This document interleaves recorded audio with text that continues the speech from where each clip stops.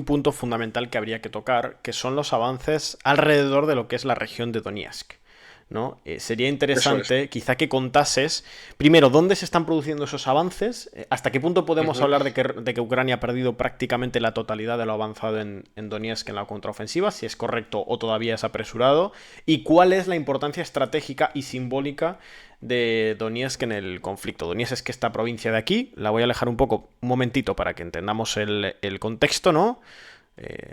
Ya sabéis que la parte azul sería lo que serían las fronteras actuales de Ucrania. Y Donetsk, bueno, vamos a hablar un poquito de lo que han sido avances en ese territorio y por qué es tan importante, entre otras cosas simbólicamente. Bueno, al final el Oblast de Donetsk es uno de las repúblicas, las que, bueno, en 2014 de las repúblicas autoproclamadas que se rebelaron contra Ucrania tras, bueno, pues la revolución del Maidán. eh, y bueno, fue junto con Lugansk, digamos, el epicentro de los combates entre 2014 y 2015, ¿no? Y luego, a raíz de la invasión de Rusia en 2022, pues ha sido un frente principal, bastante principal. De hecho, después del fracaso de la conquista de Kiev, pues Rusia designó este frente de Donetsk y Lugansk como el frente principal de sus esfuerzos, ¿no? Aparte del hecho de que esos dos oblast, junto con el de Zaporilla y Gerson, han sido anexionados por Rusia, ¿no? Formalmente, aunque como podéis ver no están controlados en su totalidad por el ejército ruso, ¿no? Y digamos que el objetivo ahora mismo primario del ejército ruso es controlar tanto Donetsk como Lugansk y luego pues se entiende así como Zaporilla y Gerson, ¿no? ¿Y cuáles son los principales puntos donde se avanza en el Oblast de Donetsk? Pues Avdiivka, perdón, y Marinka, ¿no? Ya os hemos hablado de Avdiivka en muchas ocasiones, pero bueno, como no está de más repetirlo un poco, es básicamente un enclave bastante estratégico, es una fortaleza ucraniana que se encuentra, se sitúa al lado de la ciudad de Donetsk, que lo podéis ver en el mapa, ¿no? Donde veis que está esa zona que es Sí. amarilla, pues donde todos son los avances Ahí exactamente. a lo que sería Y el ahora, norte y al eso es. suroeste de Donetsk. Es un enclave bastante importante estratégicamente porque, como veis, está cerca de Donetsk. Y eso quiere decir que es un lugar desde donde los ucranianos han podido disparar continuamente o bombardear continuamente Donetsk. Aparte de que al ser una fortaleza que, bueno, que lleva años siendo defendida por los ucranianos, pues podría abrir el camino para penetrar en todo el oblast, ¿no? De Donetsk. Y ahora mismo lo que está buscando el ejército ruso es, como podéis ver, una especie de pinza sobre el flanco norte y sur, pero también ha comenzado un asalto urbano, ¿no? En el enclave. Los ucranianos llevan tiempo, semanas, enviando refuerzos provenientes del sur, y bueno, es una batalla que está siendo muy dura, con muchos ataques frontales por parte de Rusia, que ha tenido muchas pérdidas, pero bueno, los ucranianos también están teniendo muchas pérdidas porque se encuentran en desventaja material, sobre todo en el sistema de artillería, de drones, y bueno, y de soldados también. Digamos que esa es una de las principales batallas si no la principal batalla que estamos viendo. Y la novedad más novedad, que de hecho es de hoy también, es la situación de Marinka, que está al sur, que es verdad que ya hemos hablado de ello, pero bueno, básicamente Marinka, que bueno, lo veis al sur, básicamente, es una ciudad en ruinas, porque ya está en ruinas, porque debido a los combates que llevan ya desde el comienzo de la invasión, aunque incluso antes de la invasión de Rusia, ya hubo bombardeos. Ya oficialmente Rusia ha anunciado su captura y es bastante importante porque, como digo, era una zona que se le atragantaba bastante al ejército ruso, ¿no?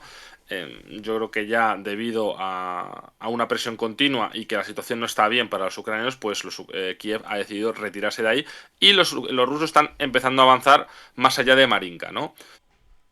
¿Qué ha abierto además la situación de Marinka? Pues ha abierto otro frente que, como veis, está abajo, que voy a intentar pronunciarlo bien, que sea Novovikalivka, que es otro enclave, no es evidentemente tan estratégico como lo era Marinka en el sentido de que no se producían tantos combates, pero bueno. La cuestión es, como veis, los avances han sido muy rápidos porque ya prácticamente, si no ya, los rusos han penetrado en el asentamiento, ¿no? Han comenzado el asalto urbano. Y bueno, han podido ver muchos bombardeos sobre el enclave, ¿no? ¿Y ¿Qué es lo importante de estos dos asentamientos? No sé si puedes un poco eh, ex- poner en ¿Alejar? panorámico. Sí, Sí, alejar, perdón. Joder, no me salía, madre mía, como estoy yo también. la Navidad, la Navidad. El turrón marca JB que nos han puesto antes por el chat. Sí, puedes ponerlo para abajo, perdón. Es para Bajamos. abajo. Sí, un poquito solo. Ahí va. Eso es. Veis que, no sé si habéis seguido la guerra en el último año, no sé si os acordaréis que Rusia el año pasado también realizó una ofensiva a gran escala en todo el frente, ¿no? Y uno de los puntales de esa ofensiva fue Ugledar, ¿no? Que lo podéis ver ahí. Que fue un fracaso absoluto para Rusia porque tuvo muchísimas pérdidas de sus mejores tropas, de los marines, pero también de muchos vehículos blindados. ¿Qué ocurre? Que bueno, básicamente porque además Ugledar está en un alto, ¿no? Y es muy complicado estratégicamente y militarmente poder tomar ese tipo de posiciones, ¿no? Sobre todo en ataques frontales. La cuestión es que si das tomar Marinka y si toman Novovikalivka en un futuro próximo, eso podría abrir la oportunidad de poder hacer una operación de pinza, es decir, de flanqueo sobre Ugledar. Y ahí sería una derrota bastante importante para Ucrania porque es otra de las fortalezas y de posiciones más seguras que tiene Ucrania para el frente de Donetsk, ¿no? Por tanto, es bastante importante por esto es importante este frente, ¿no? No solamente por Avdiivka, sino también por Marinka y Novokalivka, ¿no? Sí. No sé si... Sí, dime, Edu, sí. No, te iba a decir que, si te parece, tenemos un par de preguntas que no se Sí, salen mucho del tema y puede ser interesante, porque además creo claro, que se responde relativamente rápido. Bueno, ahora hay tres, pero te las voy pasando una a una, ¿vale?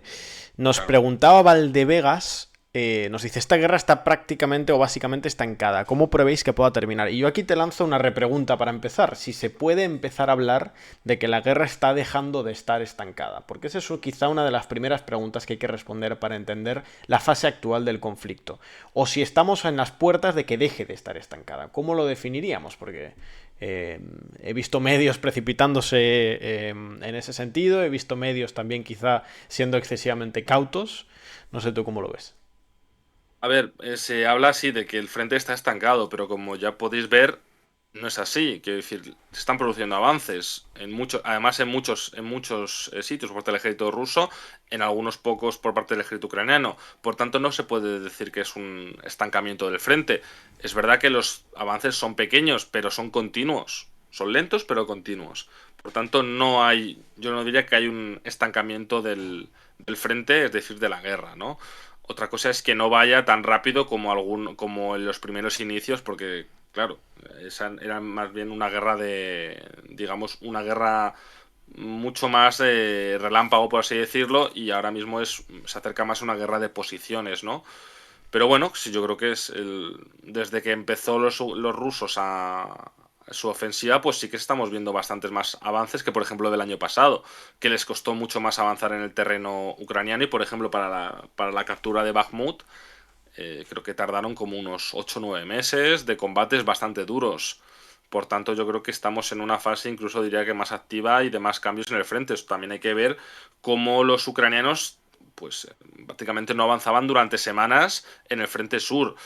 Yo creo que no es el caso ahora mismo de los rusos, ¿no? Pero sí que es verdad que son avances lentos, en muchos casos muy costosos, pero los hay y eso es importante, ¿no?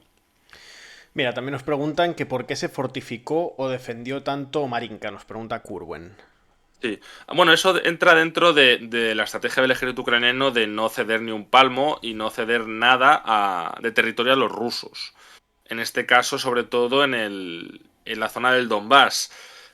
Porque es verdad que en el sur sí que en los primeros prolegómenos de la guerra el avance ruso fue muy profundo y muy fuerte, pero eso tiene que ver mucho más además con una falta de estrategia ucraniana y con una serie de agentes colaboradores a favor de Rusia dentro de Ucrania, ¿no? Em, y luego también de que se centraron en la defensa de Kiev. ¿Pero por qué Marinka? Bueno, porque hay que tener en cuenta que, como he dicho antes, todo el Oblast de Donetsk, toda esa zona del Donbass, es la zona más fortificada, es la zona más defensiva, porque son parte del frente de la guerra durante 2014-2015. Por tanto, son defensas que ya estaban instaladas y lo que pasa es que han sido mejoradas o han sido mejoradas o desarrolladas. Por tanto, no vas a dejar digamos, no vas a ceder unas defensas que ya tienes y una posición que está bastante bien defendida, ¿no? Y ya lo hemos visto. Marinka aguanta, literalmente es frente de la guerra desde la invasión desde el comienzo de la invasión de Rusia, incluso de antes. Por tanto, la estrategia de Ucrania ha sido es aguantar todo lo máximo posible en Marinka y bueno, si veis las imágenes de la ciudad, por decirlo de alguna manera, pues son todos ruinas, prácticamente. Nos pregunta Misco, no voy a leer el nombre completo. ¿Los paquetes de ayuda a Ucrania siguen bloqueados? Sí, es una de las cuestiones que quería hablar de la parte internacional, pero bueno, lo comento muy rápidamente. Ahora mismo los dos paquetes que hay preparados está el de la Unión Europea, que son 50.000 millones, y que está, bueno, el de Estados Unidos. El de la Unión Europea ha sido bloqueado por Hungría y supuestamente se prevé que después, ya en enero, o sea que ya para 2023 no se va a poder aprobar, pues intente volver a reunir el Consejo Europeo y poder aprobar dicho paquete. Luego tenemos el del Congreso estadounidense que también está bloqueado por los republicanos y tampoco se prevé que se vaya a aprobar este año. Es decir, que también se eh, retrasa hacia enero. Y esos son los, digamos, los dos paquetes que quedan por aprobar y sí, aún están bloqueados y veremos cuánto tiempo se mantienen bloqueados. Vale, preguntaban también, yo te voy pasando. Gracias por las preguntas, que está el chat muy activo, lo agradecemos. Sí, Nosotros vamos a intentar responderlas todas. sí, sí, adelante. A ver cuál era la siguiente, que no se me quede ninguna. Nos pregunta José, ¿tiene mucho sentido hacer una ofensiva en invierno que estará en las zonas con problemas para moverse por la nieve y el frío? Hombre, ya sabemos que históricamente los rusos no han tenido ningún problema en realizar operaciones militares en invierno. Históricamente ha sido así, no solamente durante operaciones militares más mecanizadas, como pueden ser la Segunda Guerra Mundial, sino también, por ejemplo, en las guerras napoleónicas, durante la invasión Sí. de Napoleón en 1812. Quiero decir que no es una cuestión que es un terreno al que están acostumbrados y además hay que entender que las condiciones ahora mismo que tienen ellos como digo, de coches, tanques, vehículos blindados, pues no son las mismas, son mucho mejores que las de hace décadas. Pues imaginaos, luego aparte de ello hay que entender que logísticamente los rusos están bastante bien preparados en Donetsk, en el Donbass y toda esa zona porque, bueno, pues hay muchos centros logísticos y hay bastantes carreteras y vías por donde pueden circular los vehículos. Por tanto, no hay tantas dificultades, además de que el terreno está mucho más aplanado debido a la dureza, ¿no? del hielo, ¿no? Sería mucho más, a lo mejor, complicado en una época en la que son la raputisa, ¿no? La famosa, ese barro, ¿no? Que hace que sea muy complicado que para los vehículos blindados poder circular. Nos preguntaban también, a ver, lo tengo aquí. Ahí, Daniel nos decía, cuando logra avanzar Rusia, pese a ser lento, ¿cuál es su costo cuando se dice que es elevado? Y nos preguntaba también Chachi, ¿hay datos de cuántos tanques Leopard enviados ha perdido Ucrania? Te paso esas dos. Sí, a ver, empiezo por la última. No, no hay datos, solamente podemos hacer conjeturas. Creo que se enviaron más o menos entre 70 y 80 tanques Leopard 2 a Ucrania. Y se comenta que aproximadamente el 50% han causado baja. Es un número bastante elevado. En cuanto al cuánto es el número de bajas que puedes tener Rusia en los avances, depende. Depende mucho del frente. En el caso de Avdiivka es verdad que han tenido pues muchas más bajas porque, bueno, porque han realizado continuamente asaltos frontales por toda la zona norte y zona sur sobre posiciones bastante bien defendidas por Ucrania, además de que Ucrania ha enviado bastantes refuerzos, así como sistemas de artillería o drones para defender esa zona, ¿no? Ante la importancia que tiene el enclave, ¿no? ¿Qué números hay? Pues es complicado.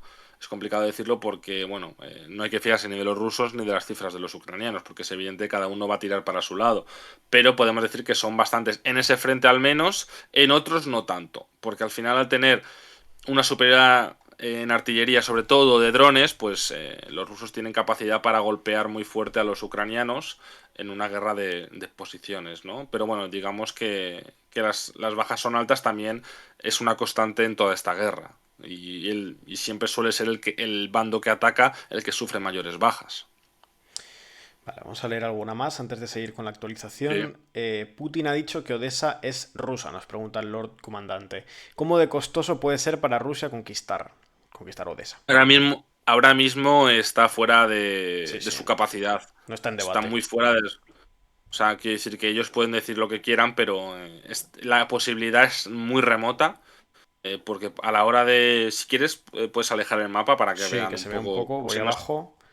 o si no pueden no ubicar Odessa, Sí, para que vean que decir que es una zona que queda lejos del frente. Hay que recordar que House. Jersón quedó, se tuvo que retirar Rusia de Jersón, que lo veis ahí, un poco a la derecha, o al sur de Mykolaiv. Tuvo que retirar de Jersón, que era es una ciudad bastante clave a la hora de poder tomar Mykolaiv. Y sin Mykolaiv, muy difícil poder llegar a Odessa. Se tendría que hacer un desembarco anfibio, que es una de las operaciones más complicadas que hay en una guerra. Y ahora mismo yo creo que digamos que hay posiciones mucho más prioritarias, como he comentado, el tema de Donetsk y Lugansk, pero por ejemplo, incluso yo creo que se plantearía antes Rusia intentar llegar a Kharkov, que está en el norte, que a Odessa. Sí. Es evidente que Odessa es una ciudad históricamente que está vinculada a la etnia rusa, que es verdad que los rusos la reclaman, pero una cosa son lo que reclaman y otra cosa es las capacidades y los hechos por delante. Y de momento, si en algún momento tengan la capacidad, aún es muy lejana para poder ni siquiera pensar en tomarla Sí, sí. o en incluso atacarla. Si hay que hablar de Odessa en algún momento es que estamos en una fase muy distinta del conflicto. Muy avanzada. Sí, sí, desde luego.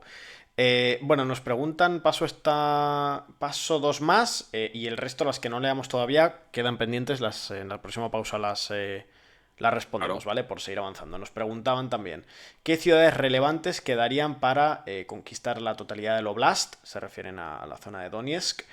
Y también nos pregunta, eso nos lo pregunta Shafino, y nos pregunta Carlos si es que qué significa que Ucrania se plantee la movilización de 500.000 civiles, que qué nos dice de la posición de Ucrania en el conflicto. Antes de nada, Pablo, para un momento porque quiero agradecer a Serlac, Sí. a David y a Asurnasipal por esas suscripciones. Asurna, que lleva ya 18 meses con nosotros con Prime, y Serlac, que lleva 14. David Flu, que se estrena con Prime. Ahora en un ratito haremos ese recordatorio, pero bueno, quería agradecerlo porque gracias a esas 3 suscripciones se ha activado el tren del hype, así que, aunque ahora en un ratito os lo explicamos mejor, bueno, no hay mejor momento que este para aprovechar y suscribirse aquí al canal de Twitch. Ahora os contamos algo en ese sentido. Y gracias también ahora a Fran por esa suscripción. A ver si siguen llegando. Nosotros, mientras tanto, vamos a responder a esas 2 preguntas, si te parece, Pablo. Sobre todo la Sí. de eso, la del Oblast. ¿Cuánto quedaría para que Rusia controle todo el Oblast? ¿Y cómo podemos interpretar esa movilización de 500.000 civiles Si vais ucranianos? a nuestro mapa, podéis ver, aunque uno está, lo tenéis ahora en pantalla, más o menos Rusia controla, creo que es la mitad de Oblast. Es decir, quedarían muchísimas posiciones para tomar para los rusos.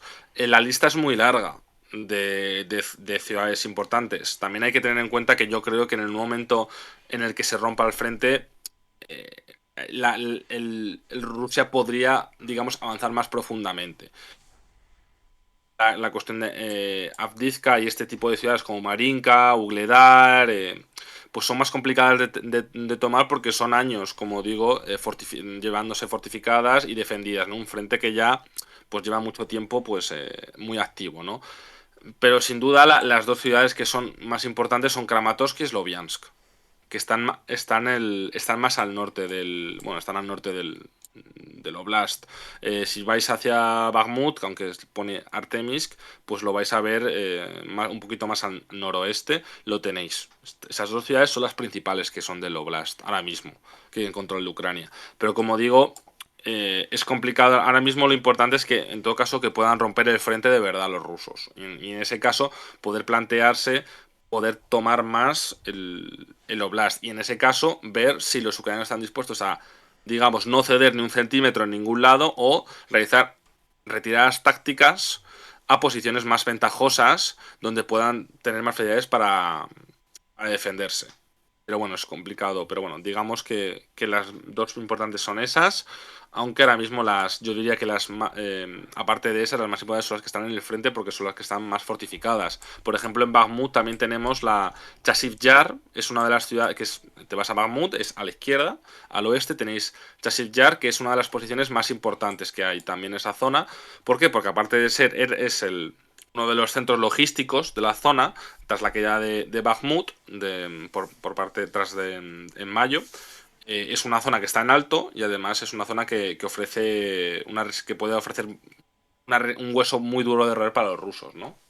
Pero bueno, digamos que son varias posiciones, por así decirlo.